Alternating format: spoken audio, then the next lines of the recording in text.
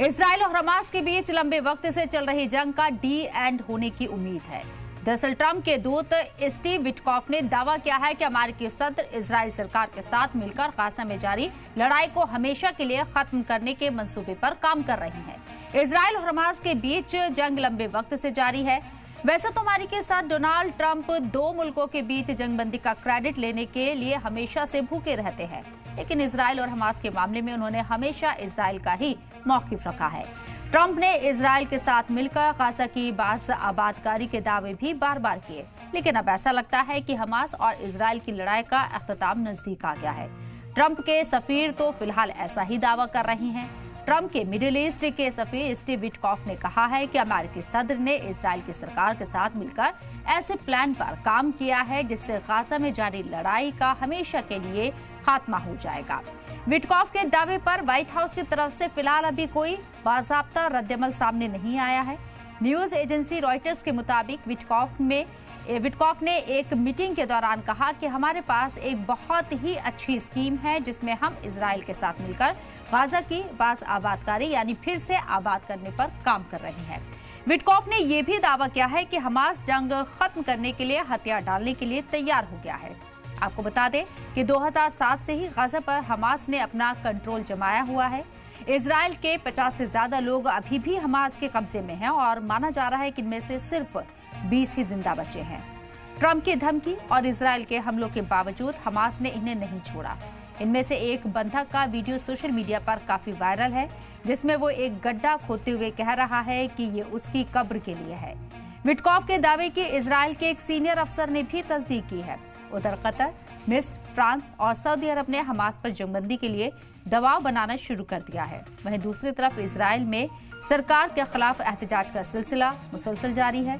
तेल अवीव में हजारों की तादाद में लोगों ने गाजा में जंगबंदी के साथ यरगमालियों की वापसी के लिए मुजाहिरा किया और सरकार पर जंग को तूल देने का इल्जाम लगाया।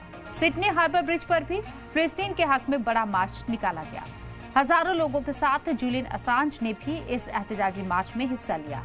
ऑस्ट्रेलिया में फिलिस्तीन के लिए अवामी हिमायत बढ़ रही है। सिडनी में बड़ी रैली निकाली गई और फिलिस्तीन की हिमायत में नारेबाजी की गई।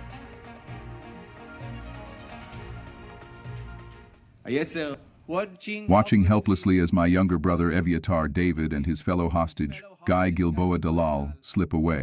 They are on the absolute brink of death. In their current unimaginable condition, they may have only days left to live. Hamas is using Eviatar in one of the most horrific and calculated campaigns of cruelty imaginable. My child is dying. I've seen it with my own eyes, and the Prime Minister saw it too, and he knows his situation and the situation of the rest of the hostages, and yet he chooses again and again not to save him. I listened for 2 hours.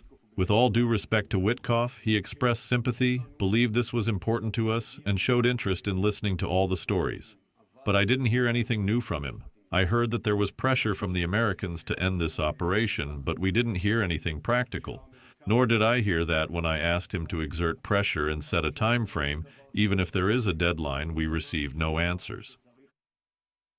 इस मौजू पर बात करने के लिए जो खास मेहमान हमारे साथ चर्चा में शामिल हो रहे हैं उनका तारुफ आपसे कराना चाहेंगे। मुस्तफा जैदी साहब मिडिल ईस्ट एक्सपर्ट हैं, प्रोफेसर कनोरी सिंह साहब इंटरनेशनल अफेयर्स एक्सपर्ट हैं, ग्रुप कैप्टन यूके देवनाथ साहब स्ट्रैटेजिक एक्सपर्ट हैं। आप तीनों का इस्तकबाल है सलाम टीवी में और लोग भी चर्चा का हिस्सा रहेंगे। सबसे पहले ग्रुप कैप्टन यूके देवनाथ साहब आपके पास आती हूँ। हमास और इजराइल के बीच जो जंग मुसलसल 2 साल से जारी है, इस बीच कई बड़े बड़े दावे जरूर किए गए, लेकिन ग्राउंड पर कुछ होता हुआ नजर नहीं आया। इस बार विटकॉफ जो दावा कर रहे हैं उसमें कितनी सच्चाई और कितनी मजबूती आपको नजर आ रही है?